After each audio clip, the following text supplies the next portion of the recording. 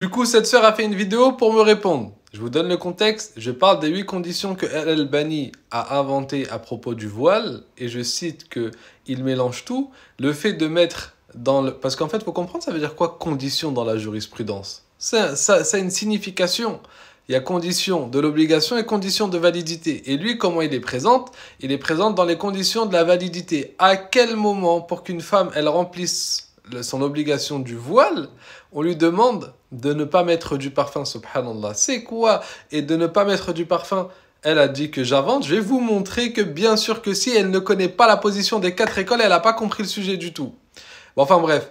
Donc, mettre du parfum n'a rien à voir avec comme condition de validité de cacher sa aura. Pas du tout. Et la plus grande preuve, c'est que jamais cette question de parfum a été citée dans les chapitres de fiqh. Lorsqu'on parle de cacher la aura, etc., du vêtement pour la femme, à aucun moment on parle du sujet du parfum. Il a été cité dans d'autres chapitres, pas dans le chapitre de cacher sa aura. Donc un imam qui vient contredire les savants, d'accord, un faqih ou un mufti, ce n'est pas un savant. Ce que tu dis, ma sœur, c'est un non-sens total. Smahli, mais je sais même pas si tu as réfléchi quand tu as dit ta phrase. Tu dis qu'on prend l'avis des 4 écoles, du alim, des ulama, des savants, mais on ne prend pas du faqih et du mufti. Mais est-ce que tu as compris ce que tu dis, subhanallah? Premièrement, pour certaines personnes, c'est alim, faqih et mujtahid, c'est des synonymes. D'accord? Et d'autres, ils te disent non. Le sens aujourd'hui qui est donné au mot alim n'est plus simplement le faqih, mais ça peut être une personne qui est inférieure au faqih, c'est-à-dire qu'une personne qui a une science globale, etc., sur certains sujets, mais il n'a pas atteint le degré de mujtahid, c'est-à-dire qu'il peut être un savant, mais pas une référence dans la jurisprudence. Par exemple, on peut dire qu'une personne, même d'ailleurs, est savant dans le nahw, dans la grammaire, dans le sarf, dans ilm al-hadith, dans la science du hadith, etc. Mais est-ce que ça fait qu'il a la capacité d'extraire les ahkam, les jugements des textes? Non! Donc, bien sûr que si, que la personne qui extrait les textes, c'est le faqih. C'est le faqih. C'est la science du fiqh, la jurisprudence faqih. C'est justement cette personne qui est capable. Et c'est pour ça que de base, le faqih, ça signifiait, c'est par dénomination, le mujtahid, celui qui atteint le degré, la capacité de pouvoir extraire les textes. Et quand on cite mujtahid de manière générale, bien sûr, ça renvoie au degré mutlaq, d'accord?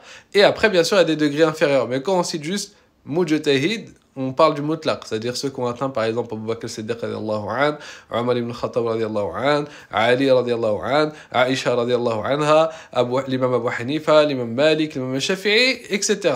Sufyan al-Thawri, ainsi de suite. Bref. Donc, bien sûr que si que la science de la jurisprudence se prend des fuqaha, ma sœur, et non pas juste des ulama, comme tu dis, un alim peut ne pas être un faqih, et un faqih est forcément alim. Déjà mettre le parfum dehors pour la femme, c'est interdit selon l'unanimité des savants. Et voilà, premier mensonge, subhanallah, elle va sur le site de Ferkous, qui Ferkous n'est pas une référence pour les 4 écoles, et elle se base sur son article pour définir que selon elle, il a l'unanimité, la femme qui se met du parfum n'a pas le droit de sortir. Mais subhanallah, tu n'as pas lu correctement. Prends juste un madhab, juste une école, et lis correctement ce sujet. Tu vas comprendre que la femme qui sort, elle est divisée en plusieurs catégories. Premièrement, il y a la femme qui sort avec du parfum, et dont tout le monde va sentir, les hommes, elle a la certitude que les hommes et les femmes vont le sentir. Il y a la femme qui se met du parfum, les gens peuvent sentir, mais elle sait qu'il n'y aura que des femmes qui vont la sentir. Troisièmement, il y a la femme qui sort dehors et qui ne sait pas, juste elle craint que peut-être des hommes puissent la sentir. Et on a le cas de la personne qui se met du parfum très légèrement au point que, au maximum, il n'y a que elle qui va sentir ce parfum-là. Donc tout ça là, c'est des sujets, c'est des cas différents. Et tu es en train de prétendre, selon toi, vu que c'est tous des femmes qui se sont mis du parfum qui sortent, qu'à l'unanimité des écoles, ces femmes-là sont dans le haram, dans l'interdiction. Commençons par le madhab de l'imam al-Shafi'i. Al-Muhaqqiq, al-Hafidh ibn Hajar, al-Haytami, dans Al-Zawajir, il nous dit quoi? Il nous dit que la femme qui met du parfum, écoute bien, elle en met et dont les gens ne sentent pas, c'est-à-dire que le maximum c'est qu'elle-même puisse le sentir, c'est permis. Deuxièmement, si elle met du parfum et dont elle craint que ça puisse être senti par d'autres personnes, c'est makrouh, déconseillé. Et troisièmement, si jamais c'est probable qu'elle le sent ou que des gens, ou elle est sûre qu'elle le sente, c'est haram, c'est interdit. Selon Al-Hafidh ibn Hajar, le Muhaqqiq du madhab. Maintenant, dans l'école shafi'ite, y a-t-il d'autres savants qui ont parlé? Oui, et parmi eux, on a le savant Al-Bayhaqi et Shafi'i. Et pourquoi Al-Bayhaqi classifie ces hadiths qui, d'apparence, pour nous, pourraient nous indiquer que c'est interdit et que lui, il le classifie parmi le caractère makruh, déconseillé pour la femme? Tout simplement parce que chez les Shafi'ites, l'ordre du prophète, alayhi sallam, lorsqu'il est lié aux choses de la dunya, pas l'adoration même, eh ben, ça indique le caractère permis. C'est-à-dire qu'au maximum, c'est déconseillé, ou au maximum, c'est conseillé. C'est pour ça que c'est la seule école qui dit que raser sa barbe, c'est makruh, déconseillé et pas interdit. Et contrairement à ce qui peut vous faire croire, les savants ne se basent pas sur un seul hadith pour cette interdiction. D'accord, le hadith dont il dit que les savants divergent sur une seule lettre, etc. On va le voir après. Donc déjà, le hadith qui te pose problème, il a été rapporté dans une autre version beaucoup plus fiable et il n'y avait pas la lettre lam qui pose problème quand tu dis entre guillemets. Et le hadith dit toute femme qui se parfume et passe devant un groupe d'hommes pour qu'ils sentent son parfum est une fornicatrice et tout œil est fornicateur. Et on retrouve ce hadith chez Abu Daoud, At-Tirmidhi, An-Nasa'i entre autres et il a été jugé Hassan par Al-Albani. Regardez, elle dit que la version qui est apportée par Abu Daoud et par An-Nasa'i, il n'y a pas le lem. Alors qu'il est là. Regardez, Al-Alqam li, c'est ce lem-là. Je sais pas quel lem tu t'es mis dans ta tête, mais c'est celui-là. Et regardez, hein, elle dit An-Nasa'i aussi qu'il rapporte. Ah, ça c'est la version de An-Nasa'i. Al-Qawmin li. Oh, il y a encore le lem. Mais je me moque pas, mais t'as fait vraiment du bricolage. Et donc là, Hassan, il a été rendu Hassan par Al-Albani. C'est ce hadith-là que justement tu te trompes complètement. Il y a la lème dans ce hadith. Regardez, c'est bien ce hadith exactement. La preuve, c'est que même à la fin, il y a ce qu'elle dit, regardez. فَهِيَ زَانِيَةٌ وَكُلُّ عَيْنٍ زَانِيَةٌ. Donc, c'est vraiment cette version qu'elle a dit. Et il y a effectivement le lème. Sauf que quand elle vous le traduit, elle met déjà une des interprétations. C'est là la malhonnêteté.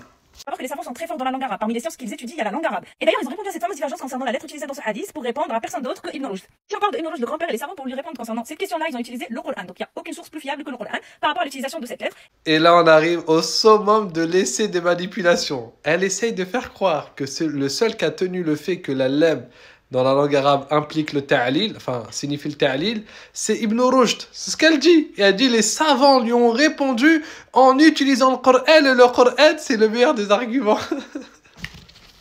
Je vais vous expliquer pourquoi elle dit n'importe quoi. Je vous explique. Dans la langue arabe, on a différentes écoles. Et on a deux qui sont les principales, mais il y en a d'autres. C'est Basra et Koufa, d'accord? Et en fait, c'est eux qui se divergent sur qu'est-ce que signifie la lème ici. Donc, Basra, elle nous dit que c'est la lème, c'est le ta'lil. Ça veut dire que cette lème, elle est utilisée dans la langue arabe pour signifier l'intention de pourquoi tu fais cette chose-là. Donc, c'est quoi la cause pourquoi tu fais ça? Et Koufa te disent que c'est ta'qib, c'est la conséquence. C'est-à-dire que cette lème, elle est utilisée comme conséquence. Et elle essaie de nous faire croire que c'est un savant qui s'appelle Ibn Rushd qui a dit ta'lil et que les savants lui ont répondu avec le Coran. Il n'y a pas meilleure argumentation. Mais ta'lil, c'est basé aussi sur des versets et on va les regarder ensemble. Regardez, donc aussi dans le Coran, on a des preuves que la lème signifie le ta'lil. Regarde, le verset.